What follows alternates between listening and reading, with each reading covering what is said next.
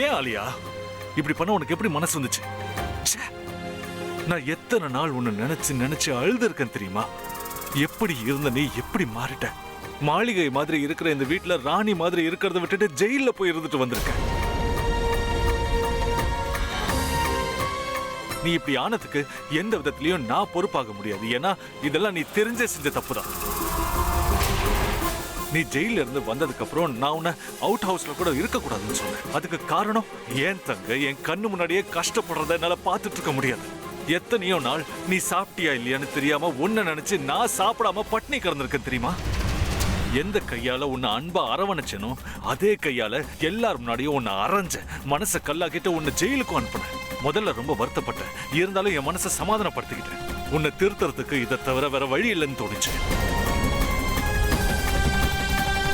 பாட்டி, நீங்க அடிக்கடி சொல்லுவீங்க தங்க ஊசின்னு நம்ம கண்ணை குத்திக்க முடியாதுன்னு.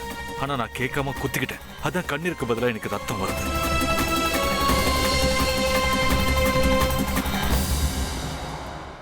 செஞ்ச தப்புக்கு நீ ஜெயில தண்டனை அனுபவிச்ச.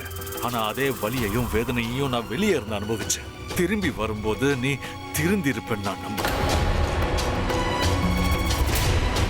இந்த வீட்டுல இருந்த எல்லாரும் அவங்க மனசுல இருந்து உன்னை தூக்கி எரிஞ்சிருந்தாலும் என் மனசுல நீ இருந்த. இப்ப நீ என் மனசுலயும் இல்ல. அது மட்டும் இல்லாம இன்னும் கொஞ்ச நாள்ல என் ஞாபகங்கள்ல கூட இருக்க மாட்டேன்.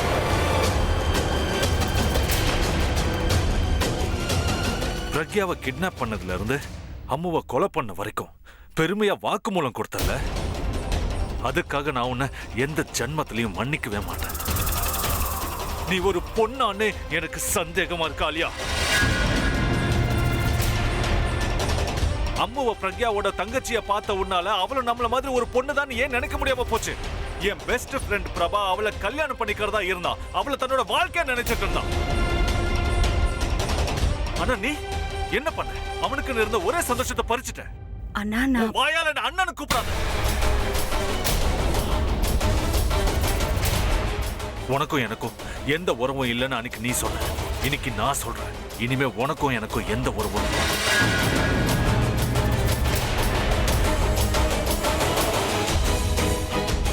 உன் உடம்புல வெறுப்பும் விரோதமும் விஷம் மாதிரி ஊறி போயிருக்கு.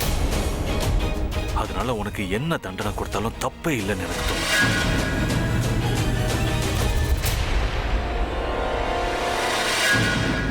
Hello, police station.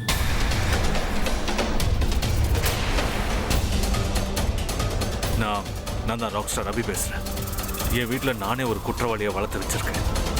அவளால என் குடும்பத்திலேயே நடக்கக்கூடாத பல தப்புகள் நடந்து போச்சு. அநியாயமா ஒரு உயிரே போயிருக்கு. இதுக்கு மேலேயும் இவளை விடக்கூடாது. சட்டத்தில் இருக்கிற கடுமையான தண்டனையை நீங்க தான் இவளுக்கு வாங்கணும்.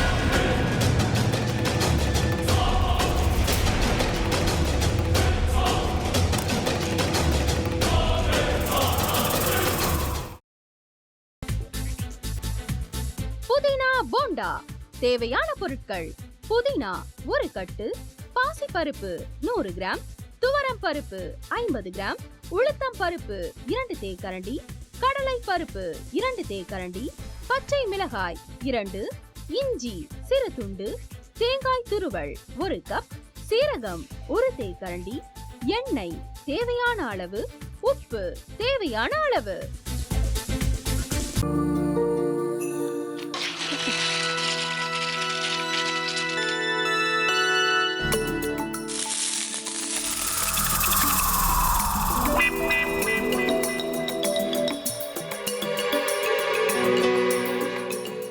இந்த ஆம்லெட் பண்றதுக்குள்ள போதும் போதும் ஆயிடுது.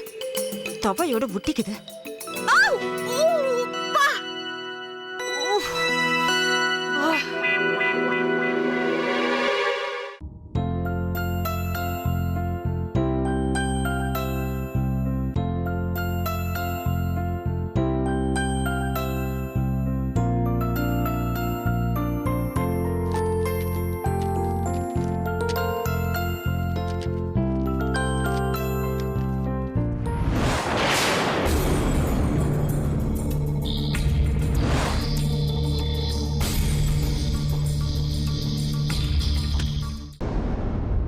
அமிர்தா இப்ப என்ன பண்ணிக்கிட்டு இருப்பாங்க? நாளைக்கு எல்லாரும் சேர்ந்து அவங்க வீட்டுல பொண்ணு கேட்கறதுக்காக போறோம். என்ன மாதிரி அவங்களும் ரொம்ப எக்ஸைட்டா இருப்பாங்களோ? ஆ, அதான் ஃபோன் நம்பர் இருக்கே, ஃபோன் பண்ணி கேட்டுடலாம்.